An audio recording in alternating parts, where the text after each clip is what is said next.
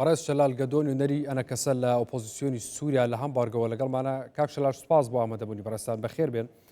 بۆچی ئەسەد بەو ئاسانیە لەو ناوچانە کشایەوە کە سەروەختێک قوربانی زۆری بۆدا، ینی خەڵکێکی سڤیلی زۆر بوونە قوربانی، هێرشێکی بەرفراوان هەم لە هێرشی زەمینی هەمە ئاسمانی کردە سەر و ناوچەیە، ئێستا بۆچی ئەو نە بە ئاسانی لێ کشایەوە؟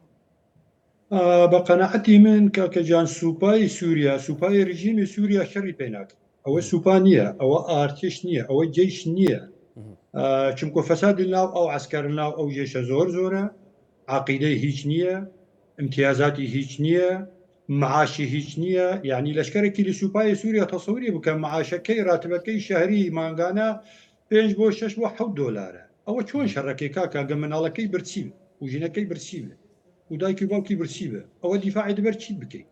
خەڵکی سووریاژی بە زۆربەی ئۆپۆزیسیۆنن، ینی ئەو کەسی بە زۆر بە تەجیدی ئیجباری ڕۆشتنە ناو سوپای سووریا کە سوکاریان احتیمالە ئۆپۆزیسیۆن بن.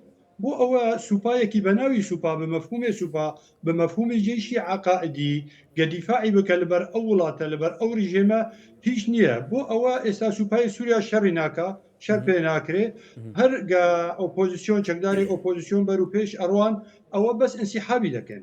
بۆ ینی ئەوە سرە بە قەنەعەتی من سری سقوطی ئەو شار دوو شارێک، ینی پارێزگایەکی گەورە و پارێزگای حەلەب گە لە ماوەی دوو ڕۆژ سێ ڕۆژ هەر نەما هەموو کەت بە ژێر دەسەڵاتی ئۆپۆزیسیۆن و هەروەها ئیدلیب بوو. ئێستا حەما ئەگەر ڕەوش وابێ و ئەگەر وەزع وابێ بە قەنەعەتی من دوای حەما سەری حموسە دۆری حموسە، ینی حموس لە دووری حەمای وەگو هەمومان دەزانن دووروبەرە 6 تا 7 کیلۆمەتر و لە دوای حموسشی دیمەشقە.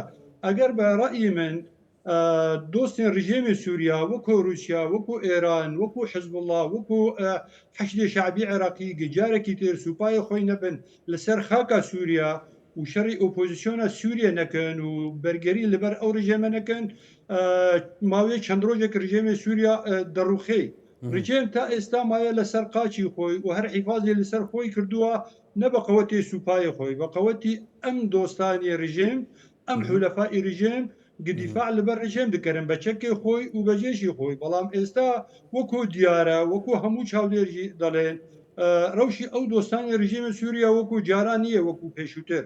یعنی با لە رووسیا دەست پێ بکەن. رووسیا ئێستا شەڕی بینی رووسیا و ئۆکرانیا زۆر توند بووە و زۆر بە قووەت بووە.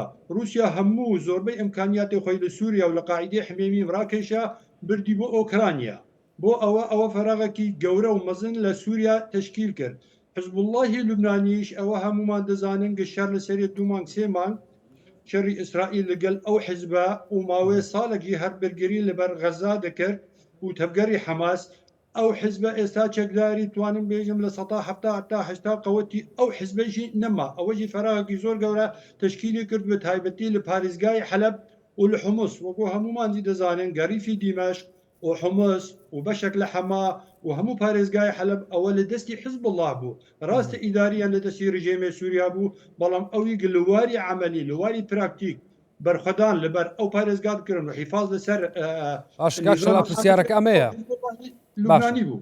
زۆر باش پرسیارەکە ئەمەیە دوای گرتنی ئەو ناوچانە لەلایەن تەحریر شامەوە ئۆپۆزیسیۆنی سیاسی ئەتوانێت بچێتەوە ناوچانە و کاری سیاسی خۆی بکە؟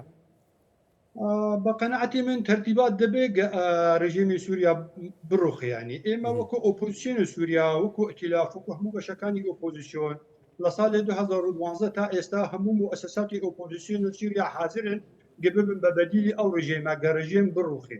ئۆپۆزیسیۆن حاضرە، ئۆپۆزیسیۆن هەر منەظەمە، چەکداری ئۆپۆزیسیۆن هەیە، جێیشی نیشتمانی هەیە، حکوومەتی دەنگی هەیە، هەموو مؤسسات حاضرن گە بڕۆین لە شام دانیشن و دەسەڵاتی سووریا بەردەوام بێ و سووریا وەکو دەوڵەت ناڕوخێ. بە قەنەعەتی من ئەگەر ڕژێم بڕوخێ. بەڵام پرسیار ئەوەیە حولەفای ڕژێم دۆستانی ڕژێمی سووریا ئەم چەند ڕۆژی داهاتوو بە قەوەتی گەورە دێن دیفاعی بەرگەری لەبەر ئەو ڕژێمە دکن یان نا.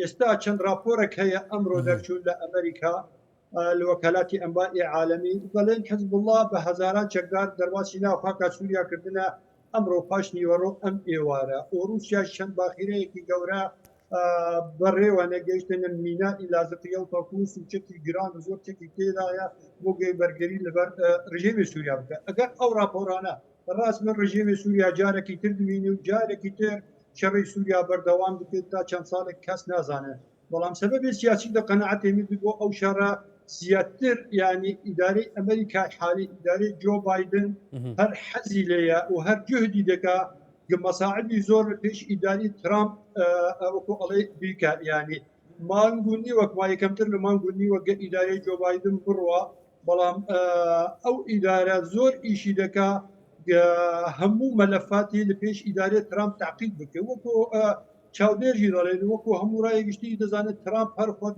ناسینگە بگە ویلسۆنی ئەمریکا لە ئەم ویلایەتی دووەمی ببە ڕەجل سەلام لەسەر مستەوەی هەموو دنیا یعنی بریاری ترامپ ئەوە بوو هەر دیعایە ئەتیخابیژی باسی دەکردگە شەڕی ئۆکرانیا بوەستێن و شەڕی غەزا بوەستێن و شەڕی یەمەن بوەستێن و شەڕی لیبیا بوەستێن و شەڕی لوبنان و سووریا بوەستن زۆر باشە بۆ کورد دەسەڵاتی تەحریر شام هیچ مەترسێکی هەیە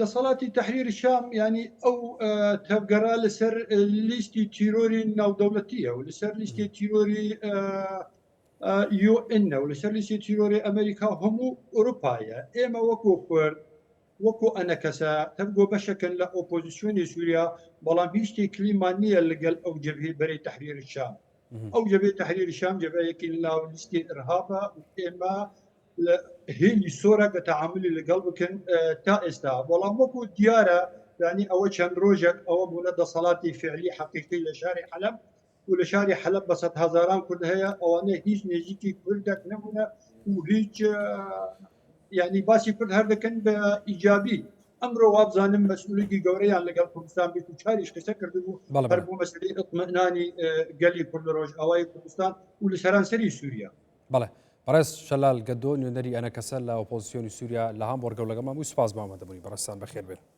سپاس بۆ گەلک مەمنون